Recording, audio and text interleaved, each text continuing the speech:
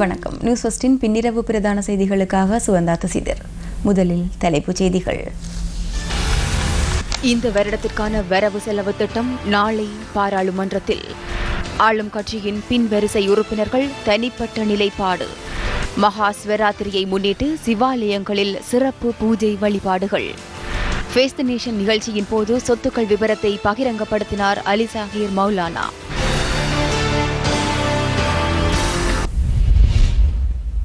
இனி விரிவான செய்திகள். இந்துக்கள் சிவபெருமானுக்காக அனுஷ்டிக்கும் மகா சிவராத்திரி விரதம் இன்றாகும். வருடாந்தம் மாசி மாதத்தில் வரும் கிருஷ்ணபட்ச சதுர்த்ததி திதியில் மகா சிவராத்திரி விரதம் அனுஷ்டிக்கப்படுகின்றது. இந்த நாளின் சிறப்புகளை குறித்து கருட புராணம், கந்த புராணம், பத்ம புராணம், அக்னி புராணம் உள்ளிட்ட பல்வேறு நூல்களிலும் குறிப்பிடப்பட்டுள்ளது. பிரளய காலத்தில் பிரம்மனும் அவரால் சிருஷ்டிக்கப்பட்ட அனைத்து ஜீவராசிகளும் அழிந்துவிட்ட நிலையில் இரவு பொழுதில் அம்பிகை உமாதேவி பரமேஸ்வரனை நினைத்து பூஜை செய்த நாளாக சிவராத்திரியை இதிகாசங்கள் கூறுகின்றன. சிவராத்திரி அன்று சிவ வழிபாட்டில் ஈடுபட்டால் வாழ்வில் துன்பங்கள் நீங்கி இன்பம் பெறலாம் என்பது ஐதீகம். சிவராத்திரி விரதம் இருப்பதால் தெரியாமல் செய்த பாவங்களுடன் தெரிந்தே பாவங்கள் செய்திருந்தாலும் அவை நம்மை விட்டு நீங்கி போகும் என்பது இந்துக்களின் நம்பிக்கை. சிவராத்திரி விரதத்தால் நமது புலன்களை வென்று மனதை அடக்கி நீண்ட ஆயுள், உடல் ஆரோக்கியம் பெறலாம் என கருதப்படுகிறது.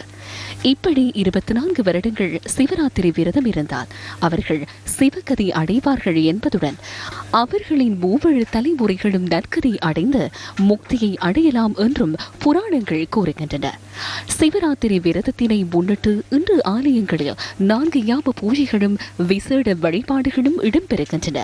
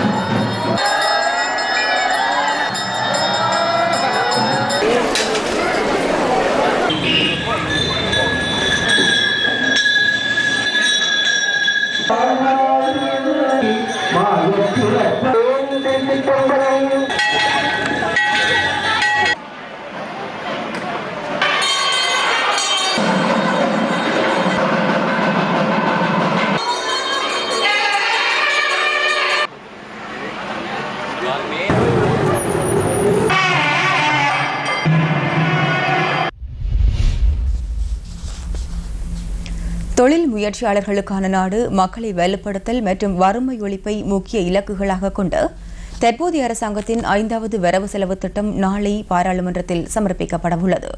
நிதியமைச்சர் மங்கள சமரவீர நாளை பிற்பகல் பாராளுமன்றத்தில் வரவு செலவு திட்டத்தை சமர்ப்பித்து உரையாற்றவுள்ளார்.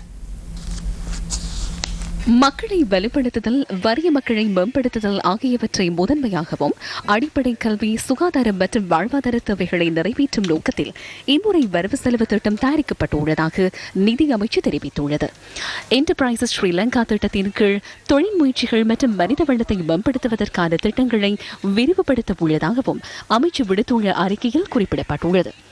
வறிய மக்களுக்கு சலுகைகளை வழங்கும் திட்டத்தை மேலும் மேம்படுத்தும் வகையிலும் இம்முறை வரவு செலவு திட்டத்தில் யோசனைகள் உள்ளடக்கப்பட்டுள்ளதாக நிதி அமைச்சு தெரிவித்துள்ளது. வரவு செலவு திட்டத்துக்கு அமைய இந்த வருடத்தில் அரசாங்கத்தின் மொத்த செலவினம் 4550 பில்லியன் ரூபாயாகும். அரசாங்கத்தின் வருமானமாக 2400 பில்லியன் ரூபாய் மதிப்பீடு செய்யப்பட்டுள்ளதுடன் இம்முறை வரவு செலவு திட்டத்தில் துண்டு விழும் தொகை நிகர தேசிய உற்பத்தியில் சுமார் 4.5% வரவு செலவு திட்ட துண்டு விழும் தொகையை அடுத்த ஆண்டளவில் நிகர தேசிய உற்பத்தியில் 3.5% வரை குறைப்பதை இலக்காக கொண்டு அரசாங்கம் 2015 ஆண்டு முதல் செயற்பட்டு வருவதாக நிதி அமைச்சு தெரிவித்துள்ளது. இந்த இலக்கை நோக்கி அரசாங்கம் பயணிப்பதாகவும் அமைச்சின் அறிக்கையில் குறிப்பிடப்பட்டுள்ளது. இம்முறை வரவு செலவு திட்டத்தின் 2ஆம் வாசிப்பு மீதான விவாதம் மார்ச் மாதம் 6ஆம் தேதியிலிருந்து 12ஆம் தேதி வரை நடைபெற உள்ளது. 3ஆம் வாசிப்பு மீதான விவாதம் மார்ச் மாதம் 13ஆம் தேதியிலிருந்து ஏப்ரல் 5ஆம் தேதி வரை இடம்பெற உள்ளது.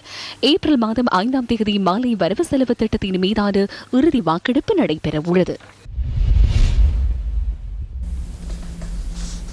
நாளை சமர்ப்பிக்கப்படவுள்ள வரவு செலவு திட்டத்தில் ஜனாதிபதிக்கான ஒதுக்கீடுகள் மற்றும் ஜனாதிபதியின் பொறுப்பில் உள்ள அமைச்சுக்களுக்கான ஒதுக்கீடுகளை தோற்கடிப்பது தொடர்பில் ஐக்கிய தேசிய கட்சியின் பின்வரிசை உறுப்பினர்கள் அண்மையில் கருத்துக்களை வெளியிட்டிருந்தனர். ஆளும் கட்சி மற்றும் எதிர்க்கட்சி உறுப்பினர்களிடம் இன்றும் இது தொடர்பில் வினவப்பட்டது.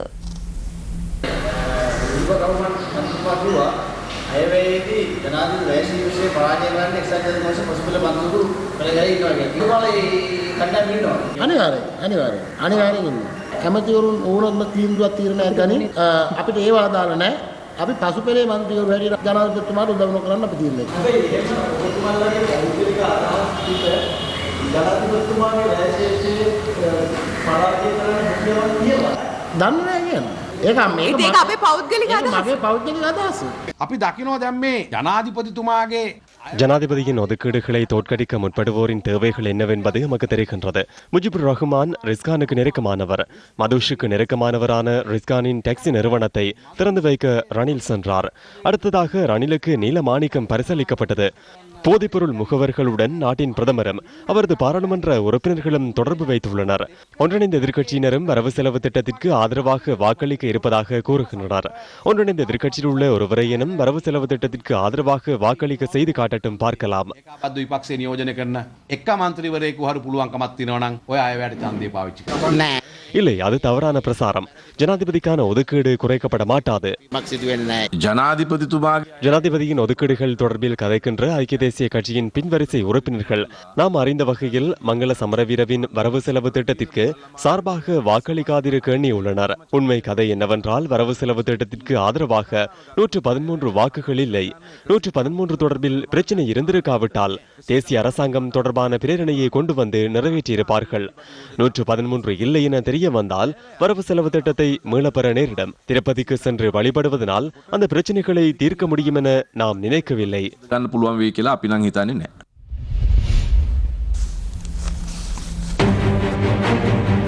The Budget 2019 with News First.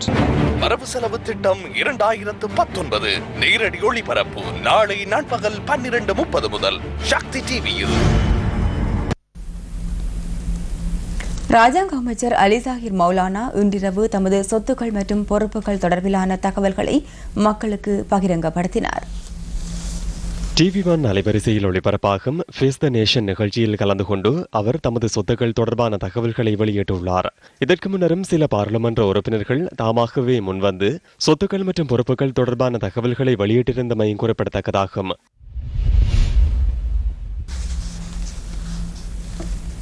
Australia நோக்கி ஆபத்தான படகு பயணம் மேற்கொண்ட பலர் சுமார் 6 வருடங்களாக மனூஸ் தீவில் தடுத்து வைக்கப்பட்டுள்ளனர். மனூஸ் தீவில் தடுத்து வைக்கப்பட்டுள்ள புகலிட கோரிக்கையாளர்களின் நிலை தொடர்பில் இன்று நாம் ஆராய்கின்றோம். டொலர் தேச பயணம் தொகுப்பின் 2ஆம் பகுதி அடுத்து.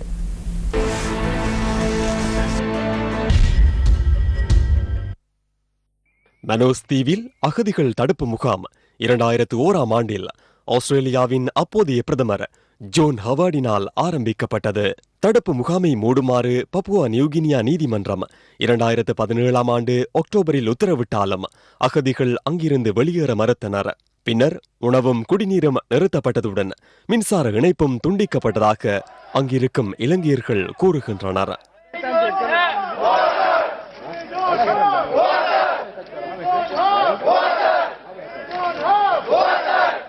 இதனையடுத்து பாதுகாப்பு பிரிவினர் முகாமுக்குள் நுழைந்து அகதிகளை வெளியேற்ற நடவடிக்கை எடுத்தனர்.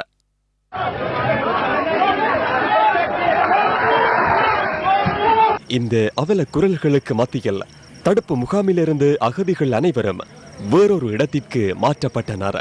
மனோஸ் தீவில் தற்போதுள்ள முகாமே இது. இங்கு சுமார் 500க்கும் அதிகமானோர் தடுத்து வைக்கப்பட்டுள்ளதாக அங்கிருப்பவர்கள் கூறுகின்றனர். அதே குறுகிய அறைகள், சுற்றி வர கம்பி வேலிகள், எதிர்பார்ப்பிற்கு முற்றிலும் மாறுபட்ட வாழ்க்கை. மன உளைச்சலுக்குள்ளான சிலர் தற்கொலை செய்து கொண்டதுடன் எதிர்காலம் குறித்த ஏக்கத்துடன் இன்னும் பலர் இங்கேயே காத்து கிடக்கிறார்கள். இவர்களின் வாழ்க்கை முற்றிலும் சிதைந்திருக்கிறது. கடந்த 6 வருஷமா எங்களை வச்சுக்கிறாங்க. இன்று வரைக்கும் எங்களுக்கு எந்த ஒரு முடிவும் தெரியாம, எங்களோட எதிர்காலம் என்னன்னு தெரியாம நாங்கள் இருந்து கொண்டிருக்கிறோம். இது மூலம் இங்க எந்த ஒரு ஸ்பெஷலிஸ்டுமே இல்லை. குறிப்பா மெடிக்கல் ஸ்பெஷலிஸ்ட் இல்லை. மெடிக்கல் ஸ்பெஷலிஸ்ட் இல்லாதால எங்களோட நாட்டுக்காரரும் புற நாட்டுக்காரரும் சேர்ந்து 12 பேர் இங்க தற்கொலை செஞ்சுருக்காங்க. மெடிக்கலால ஒரு 7 பேருக்கிட்ட இறந்துருக்காங்க மெடிக்கல் கேர் இல்லாம. இன்னும் என்ன நடக்க போகுதுன்னு தெரியாம இருக்கிறோம்.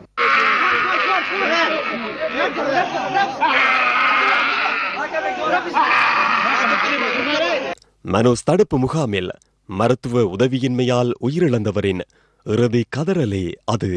ஆரம்பத்தில் போனவர்கள் இதில் வெற்றி அடைந்தார்கள் என்று சொல்லலாம். நீண்ட ஆய்வுகளுக்கு பிறகு ஒரு சிலரை மாத்திரம் உள்வாங்குகிறார்கள். 20 நாள் 25 நாள் பயணம் செய்து காசு செலவழித்து உயிரை கையில பிடித்து ஒரு புது வாழ்வு தேட அங்கு சென்ற இடத்தில் எதிர்பார்த்த வசதி வாய்ப்புகள் பெரும்பாலானவர்களுக்கு கிடைக்கவில்லை. சட்டங்கள் கடுமையாக்கப்பட்டு இவ்வாறான நிலை தொடர்வதால் புகலிட கோரிக்கையாளர்கள் வேறு நாடுகள் மீது தற்போது கவனம் செலுத்தியுள்ளனர்.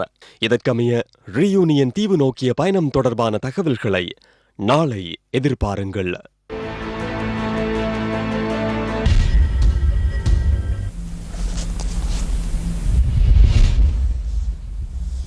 கிழக்கு மாகாணத்தில் காணாமல் ஆக்கப்பட்டவர்களின் சங்கத்தினால் ஏற்பாடு செய்யப்பட்டிருந்த ஊடக சந்திப்பு இன்று மட்டக்களப்பில் நடைபெற்றது.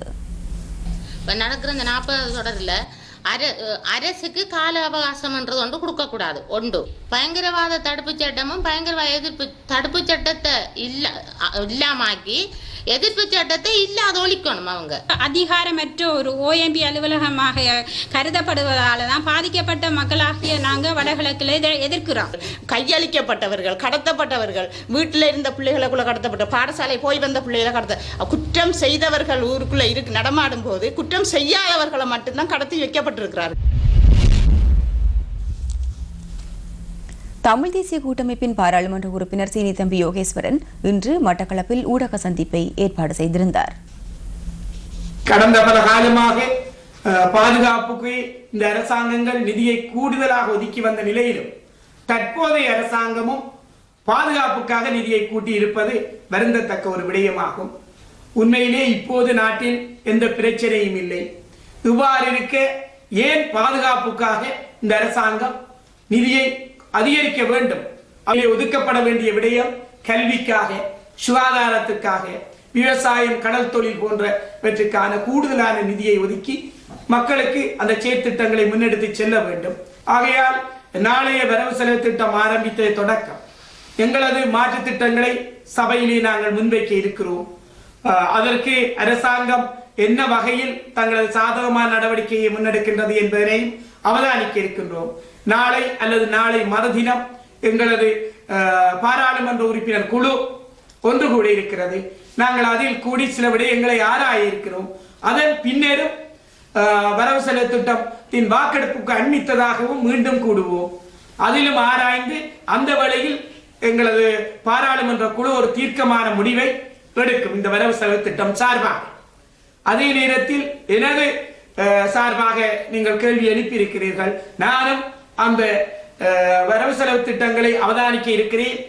அதிலே பாதகமான முறையில் எங்களுக்கு அமையுமாக இருந்தால் எனது கட்சியை வலியுறுத்துவேன். இத்துடன் நியூஸ் ஃபர்ஸ்டின் பின்னிரவு பிரதான செய்திகள் நிறைவடைகின்றன. வணக்கம்.